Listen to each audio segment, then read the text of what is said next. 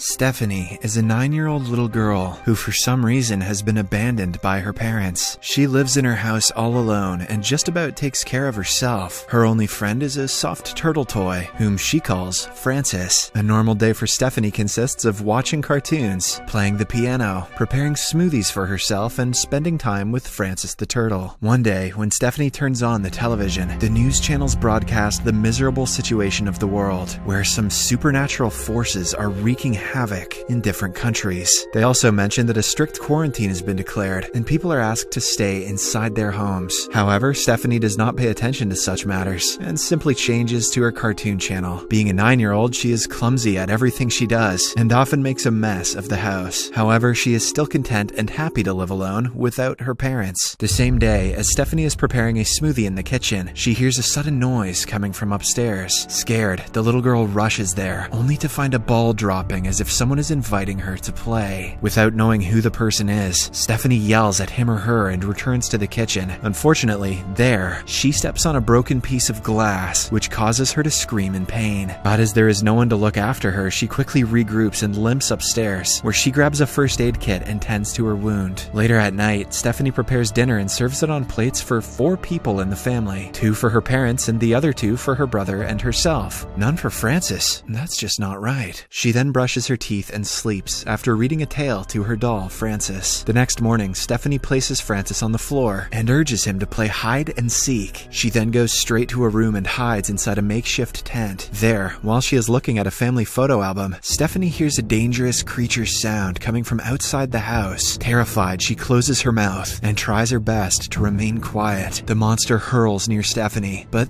leaves when it doesn't see anyone. After a while, Stephanie slowly comes out of her tent and approaches the window to take a look at the creature. Sadly, she sees no one and deduces that the creature has escaped into the nearby woods. She then tells Francis that the monster doesn't like noises, so they should remain silent. In the afternoon, as Stephanie is playing football with Francis, she notices her pet rabbit, Mr. Hopper, wandering around the garden. Turns out that he has somehow managed to get out of his cage. Stephanie asks Mr. Hopper to wait for a while and rushes to the kitchen to prepare some food for him. After some time, she comes back with a bowl full of tomato sauce. She then tries to lure Mr. Hopper back inside, but fails as the rabbit hops towards the woods. Dickhead rabbit don't deserve my tomato sauce anyway. Afterward, when Stephanie is brushing her teeth at night, the electricity suddenly cuts off, making her scared. She then rushes to her brother Paul's room and holds his hand. Strangely, the hand looks pale and weak, as if he is already dead. But when Stephanie urges Paul to protect her, his hand slowly moves, implying that a supernatural force is controlling him now. At night, she hears a loud bang by the window, which scares the life out of her. Slowly and warily, she goes to check and finds blood all over the place. The little girl follows the trail and finds her pet rabbit, Mr. Hopper, badly injured and bleeding on the table. Enraged, she enters Paul's room and blames him for the rabbit's death and the departure of their parents. She then picks up a baseball bat and starts bashing his body, which is lying on the bed. Because of this, the cloth covering Paul's head slips, which reveals his decomposed face. The following night, it is raining and the power again cuts off. Stephanie goes to the basement to get some candles, and while there, she notices the washing machine shaking violently, like someone is trapped inside. Afraid, she runs straight to her makeshift tent and sleeps. Late at night, Stephanie hears someone opening the door. She walks downstairs to check it and sees water everywhere on the floor. She assumes that someone has managed to sneak inside the house. When lightning occurs, one can clearly see that someone is standing behind her back. I don't think I've ever described a jump scare like that before. Frightened, Stephanie goes to the bathroom and locks herself inside. The footsteps start approaching her, making her close her mouth in horror. But to her surprise, it's her parents, Eric and Jane, who have returned to visit her. After all this, the little girl reunites with her parents and sleeps with them. The next day, Jane changes her dress in front of Stephanie, assuming that she is sleeping. However, she is wrong. The little girl is awake and she stares at her mother from behind. Strangely, there are some dot-like scars on her mother's belly, which frightens Stephanie. Later, she notices her father carrying wooden blocks, trying to prepare a fence around the house. He claims that he is doing this to protect the house from the monster. Seeing this, Stephanie rushes to her brother's room, but does not find his corpse there. Without notifying anyone, she then walks into the woods in search of her brother. But to her dismay, she finds that her parents have already buried Paul near the backyard. Angry, the little girl frantically tries to dig out the body with her hands, but at the same time, she is called by her parents. When Stephanie returns home, her mother Jane urges her to never step out of the fence without their permission. The little girl obliges, agrees, but expresses her desire to have Paul back in the house. The next morning, while having pancakes for breakfast, Stephanie asks her mom why she left her alone in the house. Jane replies that it was not her choice because they had assumed that Stephanie was also captured by the monster. Hearing this, the little girl tells her mother that the monster lives in the woods and will attack them whenever there is chaos or noise inside the house. She also mentions that one should remain silent and calm when the monster enters the house. Later at night, the dead body of Paul is brought back to the house through the window by an unseen force. Both the parents are sad to see this, as they had just buried him with heavy hearts. However, Stephanie reacts normally as if nothing had happened. During dinner, she asks Eric if the monster brought her brother back, and Eric confirms it. He also tells Stephanie that the monster is after her and will follow them wherever they go. In the next scene, Stephanie secretly enters her mother's room and finds numerous newspaper articles posted on a board, including little children like her committing heinous crimes. She goes through a book kept on the table and gets to know that Jane is actually trying to study brain surgery and its procedures. While she is looking through other posters, Jane rushes into the room, causing Stephanie to hide under the table. Jane looks worried, and when she looks at the brain pictures, she loses her temper and throws them away. Afterward, Stephanie can be seen chilling in the bathtub when Eric approaches her. He tells her that the monster is not an external force, but only the result of her bad feelings. Hence, she needs to control herself and try not to let the negative feelings take over her. Stephanie politely agrees, but in return, asks her father why she was left alone. This makes Eric emotional, and he slowly whispers that he was afraid and had no idea what to do to save his family. At night, Stephanie walks downstairs and hears her parents discussing ways to keep her under control. Eric seems positive, believing that Stephanie can control her emotions, while Jane thinks otherwise. She suggests that they perform a brain procedure, but Eric opposes it, stating that it has high risks. He also continuously mentions that he doesn't want to lose his daughter. Stephanie, who is hearing all of this, doesn't say a word and simply returns to her room to sleep. In her dream, she hears a strange sound coming from the other side of the entrance door. Slowly, she walks towards it and notices that it is already open. Suddenly, when she approaches the door, it closes, making her terrified. Despite this, she slowly opens it again and finds her father's ghost on the other side. With this, she starts screaming and eventually wakes up from her nightmare. However, Stephanie is still not convinced that it was only her imagination. Hence, she goes downstairs and stands in front of the same door. But just then, her parents arrive and comfort her. Stephanie tells Eric that she saw the monster killing him in her dream. And as soon as she says this, the entrance door opens all of a sudden, and an unseen paranormal force drags Eric out. Seeing this, Jane carries Stephanie and takes her to a hiding place inside a closet. Stephanie asks her mother to remain calm and silent so that the monster won't hear them and return. After a while, everything goes silent, and Jane steps out of the closet to check around. When she notices nothing, she confirms to the little girl that everything is under control. But unfortunately, when she asks Stephanie to accompany her, she is pulled by the same unseen force. Frightened, Stephanie runs to her room, grabs Frances, and jumps from the window. She injures herself in the process, but gets right back up and tries to climb a ladder and back to the house. Eric and Jane try to stop her, but to no avail, as the unseen force, which seems to be originating from the little girl herself, keeps dragging them back. Fortunately, Jane uses the last of her strength and pulls Stephanie down from the ladder. But their troubles are far from over. As the parents lie on the ground, a strange creature with tentacles tries to attack them from all sides. Jane orders her daughter to stop, but the little girl is so afraid that she doesn't comply. But before any damage is caused, Jane whips out a chloroformed handkerchief and puts it against Steph's face, hence putting her to sleep. Now, with the creature silenced, she tells Stephanie, "You are the monster." The next day, Stephanie wakes up and apologizes to her parents for running out of the house without their permission. Eric comforts her and reveals that she has a monster inside her that is controlling her activities and her mind. Comforting indeed. With the help of some pendulum balls, he then tries to hypnotize Stephanie and asks her about what she did to Paul. The little girl closes her eyes and reveals that while she and Paul were carving pumpkins for Halloween, he started teasing her. This is why she attacked him with all her arms, i.e. tentacles. Saying this much, she again starts becoming violent, but Jane calms her down with a vaccine. Following this, the parents take Stephanie to an operation room, and Jane proceeds to cut her head open. Eric tries to stop his wife from doing so, but she mentions that it is the only way to keep her alive and safe. It turns out that she wants to remove the monster by conducting a brain surgery. Unfortunately, just before the procedure can begin, the possessed little girl regains her consciousness and destroys the whole lab with her powers. In the next scene, Eric is watching the news, which mentions that the medical procedure conducted worldwide to treat children like Stephanie has gone wrong, and a large number of doctors and other medical personnel have been killed in the process. In the news, it is also mentioned that the medical procedure was the last hope to find a cure. Now that it has failed, the only remaining option is to euthanize the children suffering from this rare condition. In the morning, Stephanie acts as if nothing has happened. On the other hand, the parents plot to kill their daughter by poisoning her hot chocolate. Eric then asks Stephanie to accompany him for a walk in the woods. While the father-daughter duo bonds outside, Stephanie apologizes to her father for hurting him. Eric is moved by the comments, but after a short pause, he asks his daughter to drink the hot chocolate. But right before she can drink it, her telekinesis powers throw the sipper away, and her face starts to turn blue. She tries to control herself but fails, compelling Eric to reach out for his gun and shoot her multiple times. After the incident, a distraught Eric returns home, believing that Stephanie has died. He cries profusely and expresses his guilt for what he has done. However, the next day, when he proceeds to bury Stephanie's body, he finds her standing at the back door of the fence. A dumbfounded Eric tries to react, but Stephanie gives him no chance and throws him in the air with her telekinesis power. She then heads towards the bathroom to find Jane and brings her downstairs, mercilessly striking her on the walls. Following this, she stabs Eric with a knife and breaks Jane's bones, killing them instantly and telling them that they should have never returned. In the last scene, she destroys the whole house with her telekinesis powers, drags her parents' bodies outdoors, and abandons them at Paul's grave. She also destroys the other properties in the neighborhood after dropping and stepping on her toy turtle, allegedly to demonstrate that she has been taken over by the Force. It appears as though her shadow has now extended tentacles like a giant octopus. The movie ends as we are given an aerial shot of the entire Earth, which has been completely ravaged by deadly fires. This indicates that several other telekinetic children are alive and kicking.